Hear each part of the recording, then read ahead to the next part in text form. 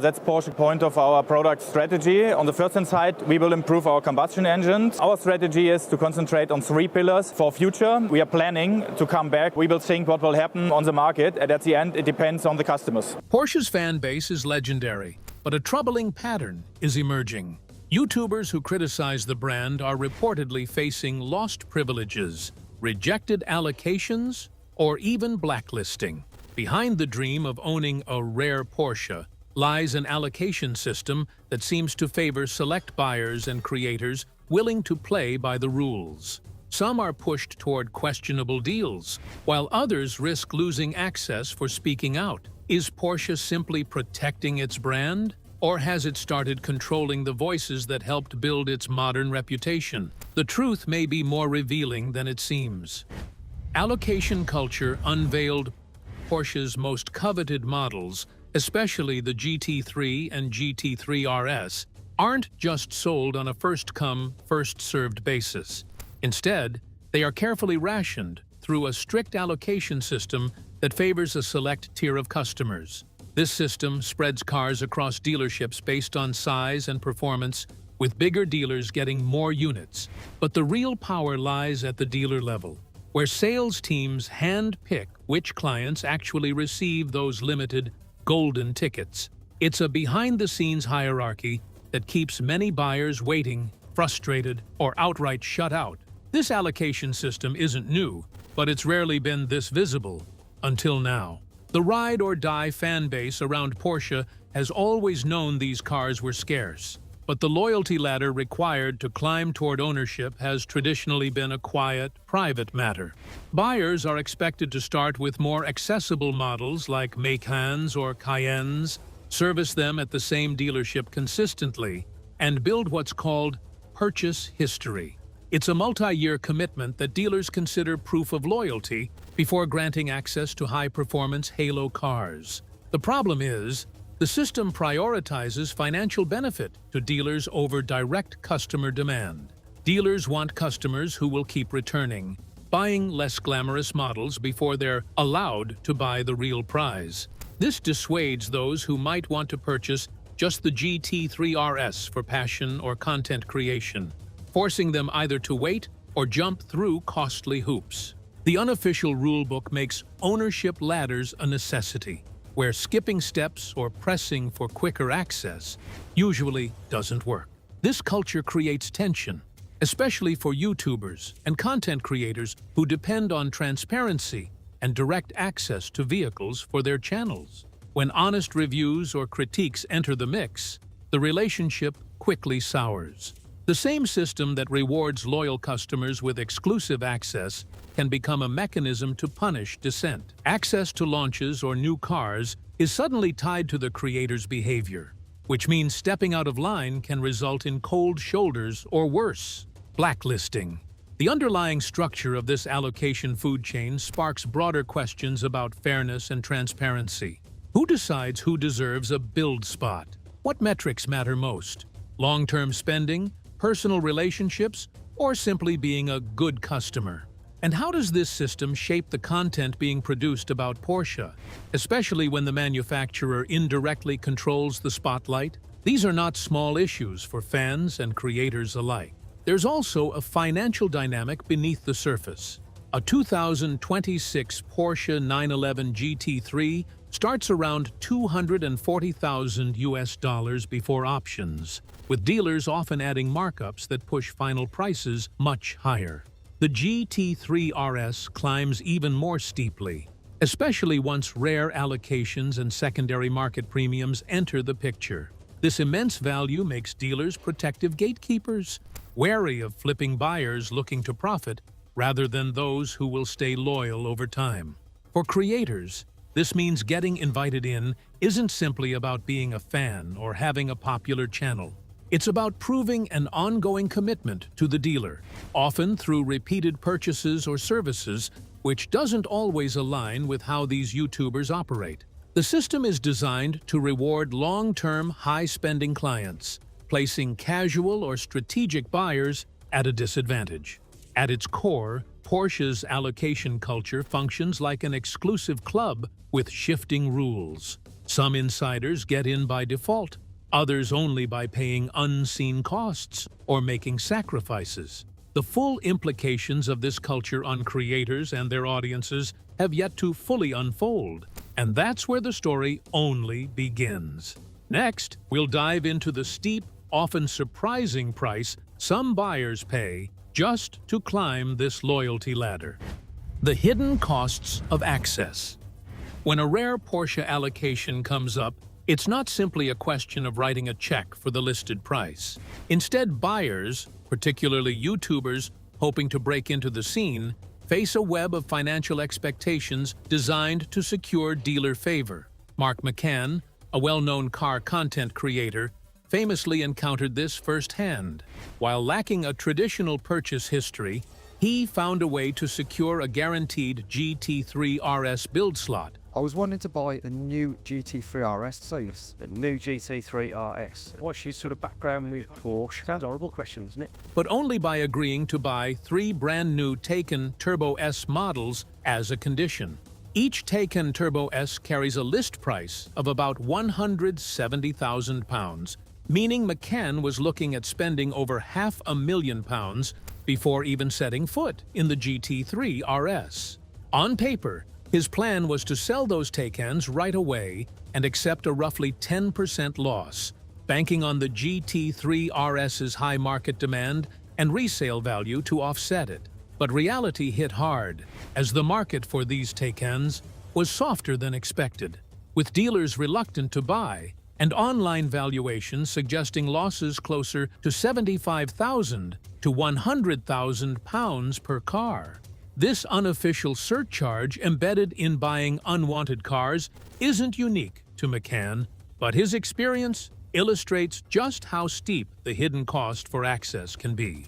The extra purchases function as a kind of loyalty tax, a way to guarantee that buyers are serious by pushing dealership revenues in moves customers might not otherwise choose. Moreover, the Taycans he was offered were unregistered previous model year vehicles, soon to be outdated by newer versions, making quick resale even harder. The financial squeeze doesn't end at the sale. Dealerships often require customers to sign agreements preventing the resale of rare cars for a year or longer. These clauses aim to stifle flipping for immediate profit, protecting allocation integrity, but also limit the flexibility and investment freedom of buyers. The terms vary from dealer to dealer, but can carry serious consequences for anyone trying to capitalize on market premiums. McCann's ordeal exposes a painful truth.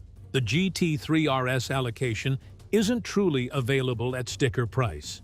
Instead, the price is hidden within the depreciation forced onto accompanying purchases.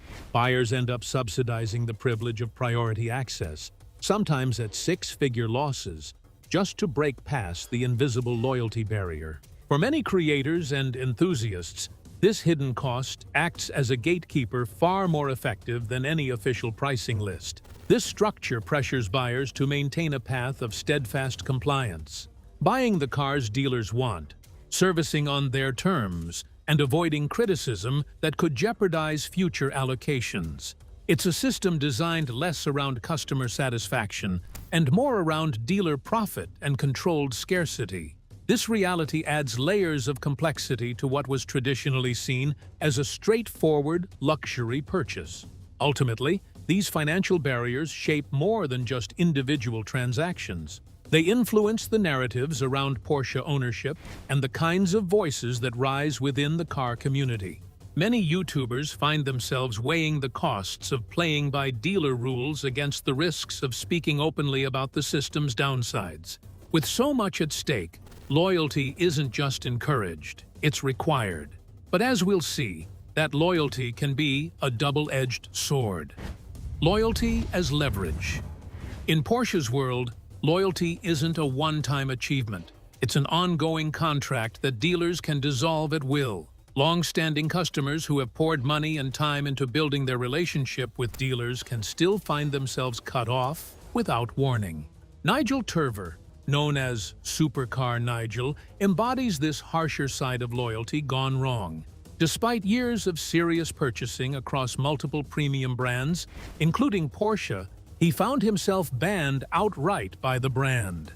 This kind of expulsion breaks the common assumption that steady, high-value customers enjoy permanent status or some form of protection. Instead, dealers hold the leash, able to end relationships for reasons that aren't always transparent or contestable. Unlike warranty disputes or standard customer service issues, there's no formal pathway for appeal or reinstatement when a ban arrives. Think of the purchase history not as tenure, but like a lease. It lasts only as long as the landlord wants it to.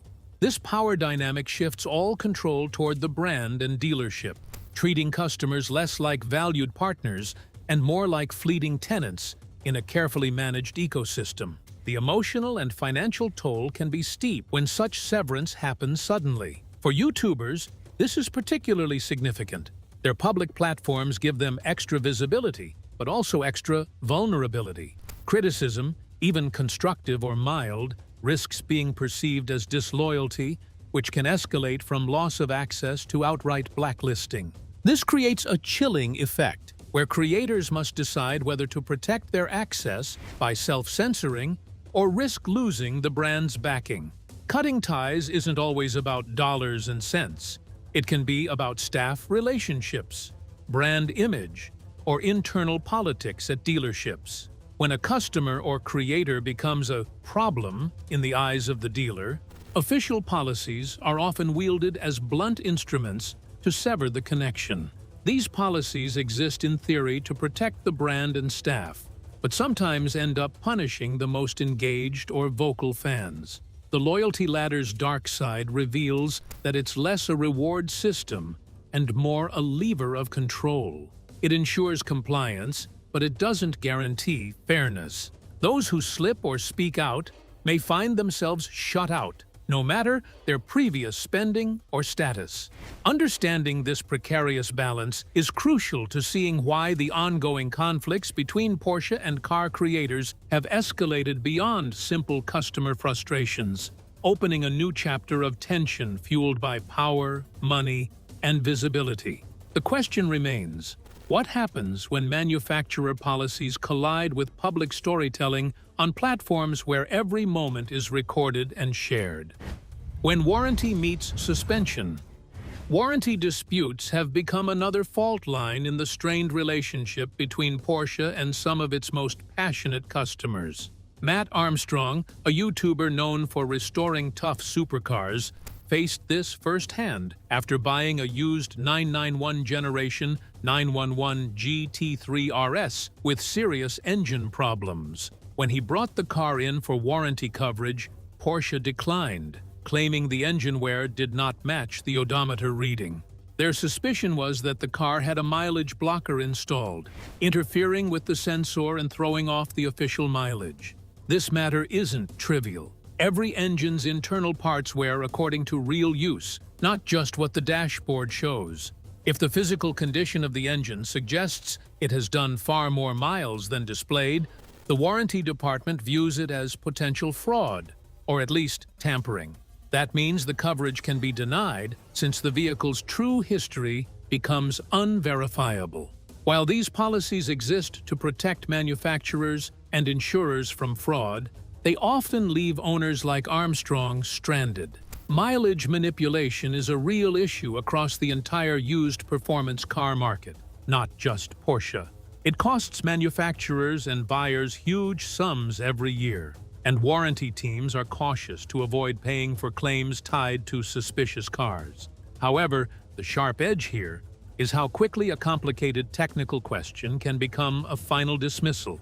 Armstrong's case shows how these investigations sometimes end abruptly when inconvenient answers arise, leaving owners without recourse. The result for Armstrong was a six-figure car with a dead engine and no manufacturer support. Instead of backing down, he rolled up his sleeves and fixed it himself, drawing on experience with other wrecked supercars. He found loose sump plugs, likely causing oil loss, a missing fuel pump fuse, bad camshaft followers, and incorrect previous repairs. This hands-on effort cost just over £5,000, a fraction of what an official repair might have demanded if Porsche had agreed to cover it. While Armstrong's story shows resilience, it also highlights the power dynamic between brand and buyer. Warranty coverage, which many expect as a customer right, can evaporate under murky circumstances. When the brand's safety concerns meet strict policies, the line between protecting the company and abandoning loyal customers blurs. This tension intensifies when the affected buyers are public figures with large audiences. Porsche's stance on warranty denial is framed around safety and fraud prevention, and they aren't wrong to be vigilant. Yet, the lack of transparency can feel like a one-sided game. When public storytelling enters the picture, these disputes shift from private disagreements into highly visible conflicts, eroding trust over time among the brand's most engaged followers. These warranty battles don't just strain individual owners, they feed into a growing narrative about how rigid policies can leave customers paying the price. It raises a broader question. How far should manufacturers go in policing warranty claims before they risk alienating their most faithful patrons? As the public pushes back on these policies, creators have chosen to take their stories directly to their audiences, breaking a silence that dealers have long relied on. Creators push back publicly. For years, Porsche's allocation and warranty systems operated mostly in the shadows, frustrating buyers but rarely prompting public outcry. That began to change as high-profile YouTubers started speaking openly about their experiences with the brand's opaque practices. Creators like Mark McCann, Matt Armstrong, Nigel Turver, and channels like The Car Guys used their platforms to share the behind-the-scenes reality. Stories of costly conditions, denied warranties, and sudden bans. This shift put Porsche on the defensive in a way few manufacturers have experienced. This public airing of grievances breaks the usual silence that dealerships expect. Traditionally, disputes stayed between customer and dealer, often resolved quietly or simply shelved without resolution.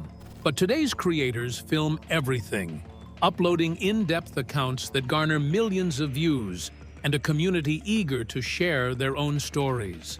This open dialogue exposes patterns and practices that otherwise stayed hidden, forcing the brand to address issues in the very public arena of social media and YouTube. The impact of creators speaking out is significant. It challenges the narrative Porsche carefully cultivates around exclusivity and prestige. Instead of admiration, some viewers see a system that feels exclusionary and punitive. That perception risks devaluing the brand's carefully built image, especially among younger, digitally native audiences who consume automotive media online.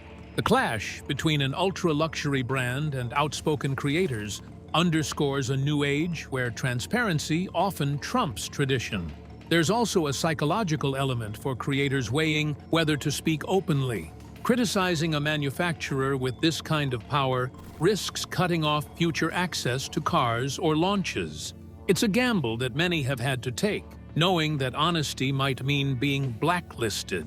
Yet, those who have gone public argue that shedding light on the system is necessary to push for change and protect others from hidden traps. Porsche's response has been measured but firm. The brand defends its allocation and warranty policies as reasonable and necessary to protect product integrity and brand value.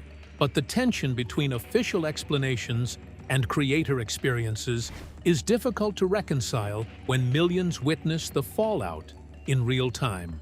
This growing dissonance illustrates a challenge luxury brands face in the age of instant digital feedback. As stories circulate widely, they don't just recirculate creator conflicts, they influence the community's broader understanding of brand loyalty.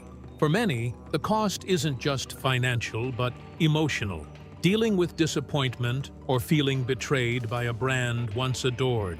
This cycle raises questions about what true customer loyalty means when behind-the-scenes control is so tightly held. The public pushback has also encouraged more buyers and fans to share their own dealership experiences in comments and forums. This broader chorus adds weight to the creators' accounts and makes the issue more difficult for Porsche to ignore or dismiss quietly. The dynamics have shifted from isolated disputes to a community-wide reckoning around allocation fairness and warranty transparency. With public pressure mounting, the intersection of brand control and content creator independence remains a flashpoint. The real uncertainty lies in how Porsche will adapt as these stories continue to spread and shape the future of automotive media. This evolving clash between strict policies and outspoken creators reveals a larger question about the future of fan engagement in luxury automotive culture. What this means for Porsche's future. Porsche's growing tension with outspoken YouTube creators signals a larger challenge for the brand. In an era where every customer experience can become public, Porsche must balance the exclusivity that defines its image with growing demands for transparency, fairness, and authenticity. Content creators now play a major role in shaping public perception.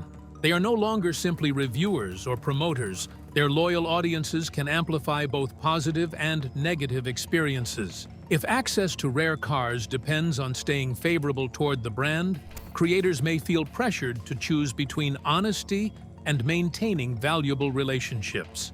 Porsche's traditional allocation system adds to the problem. Loyalty requirements, dealer discretion, and limited transparency may have worked quietly in the past, but social media has made these practices increasingly visible. Customers who believe the system is unfair could eventually look to competing brands. The bigger risk is damage to Porsche's reputation for authenticity. Modern audiences often trust candid creators more than polished corporate marketing. Attempts to restrict access or silence criticism could therefore create more controversy rather than protect the brand. Porsche does not necessarily need to abandon exclusivity. Instead, it may need clearer allocation policies, better communication, and a more open relationship with enthusiasts and creators. Ultimately, Porsche faces a choice between tighter control and greater transparency. As younger, digitally connected enthusiasts become increasingly influential, the way Porsche handles criticism could shape its reputation for years to come. Exclusivity may preserve prestige, but without accountability, it can also push away the community that helped make the brand so desirable. Porsche's clash with car creators reveals the true price of loyalty when access is tightly controlled and transparency is scarce. As creators push back, a new era of openness challenges old dealer traditions. If you found this story eye-opening, make sure to like and subscribe for more deep dives into automotive culture and industry truths. Thanks for watching, and I'll see you in the next video.